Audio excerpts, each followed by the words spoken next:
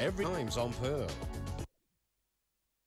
Prince Jury and Watch presents Earth Live after the news roundup.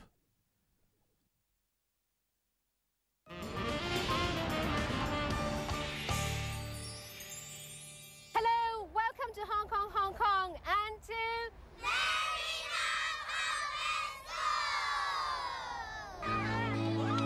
Over 72 years, generations of girls have been educated behind the brick red walls of the iconic building on Boundary Street. But the humble beginning of Maryknoll Convent School actually started in 1925, 4 years after Sister Mary Paul came to Hong Kong from the United States. A group of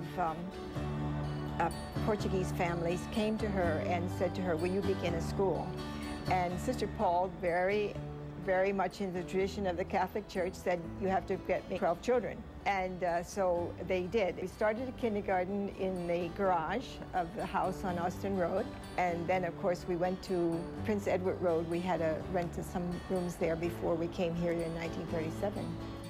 The government agreed to sell the plot in Kowloon Tong to the Maryknoll sisters in 1930.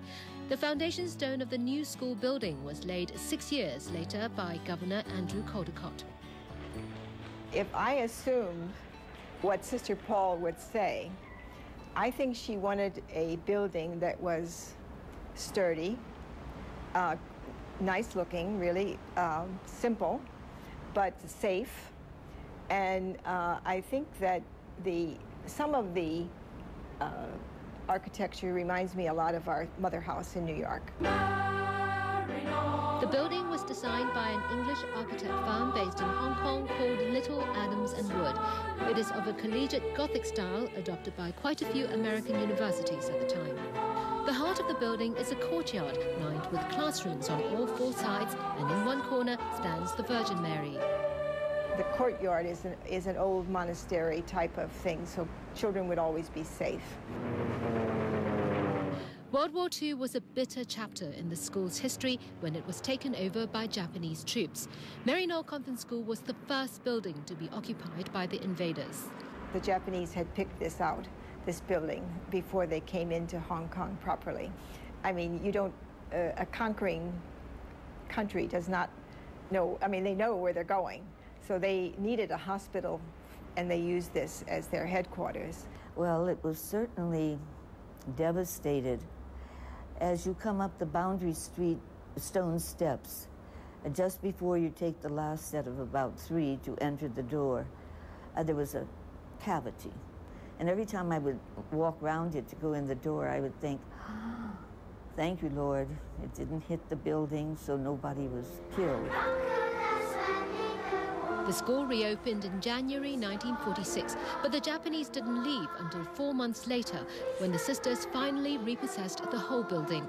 The youngsters sat on benches that had very weak metal legs, and the two sides of the bench, the legs would collapse, and the 4 girls sitting on it down, they would go to the floor.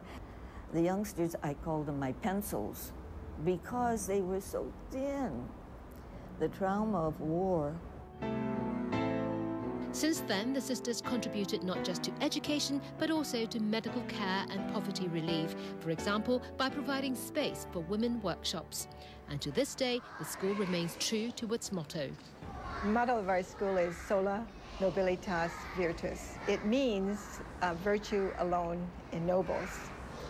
It's important that we always understand that education in itself is not what we want. We want the educated person to recognize that the value in life is the virtue.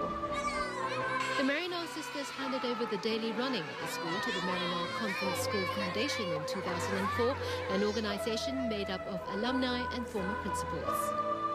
Last year, when Maryknoll celebrated its 71st anniversary, the government declared the building an historic monument, which means the brick red structure will be preserved for eternity to serve many more generations to come and remain forever be true to its cause.